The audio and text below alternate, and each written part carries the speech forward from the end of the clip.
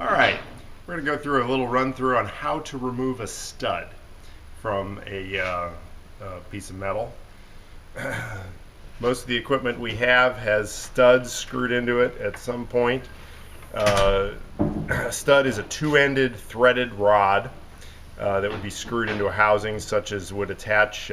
This is actually an axle extension here, so this is a device to extend the axle on a walk-behind tractor. But also the power takeoff studs are screwed in the same way, as are the engine mounting studs on most of these machines.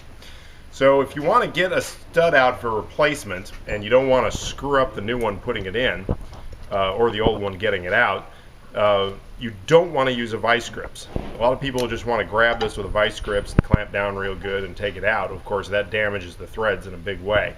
Now, if you're removing the old stud and the threads are already destroyed, then I guess you could use a vice grips to get it out. But in order to get a new stud in, you certainly don't want to use this tool. So what you're going to do is a procedure called double nutting. Take two of the nuts that affixed whatever was holding on to the studs, or whatever was being held on by the studs. Thread one on. Don't bring it all the way to the bottom. Stop shy of the bottom of the threads. And then thread a second nut on. Take two wrenches and tighten those two nuts against one another. And then having your wrench on the bottom nut, simply remove the stud. What I've done is I've friction locked these two nuts together on the same threads. Somebody else will get the phone. And I'm using the bottom nut as essentially a bolt head to remove this stud. This stud has apparently some thread locker on it, so it's not coming out too easily.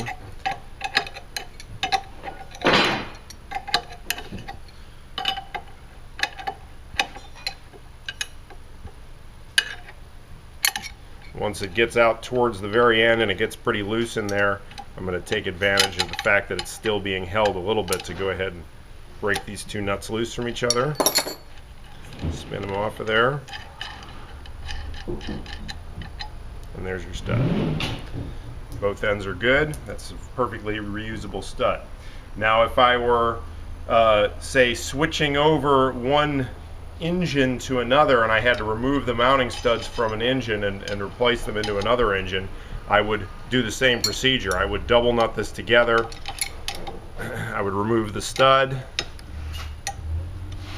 and then I wouldn't break the nuts loose from each other and remove the nuts right at the end of the removal procedure like I did on the last one. I would actually just leave them locked together on this one and go ahead and reinstall them.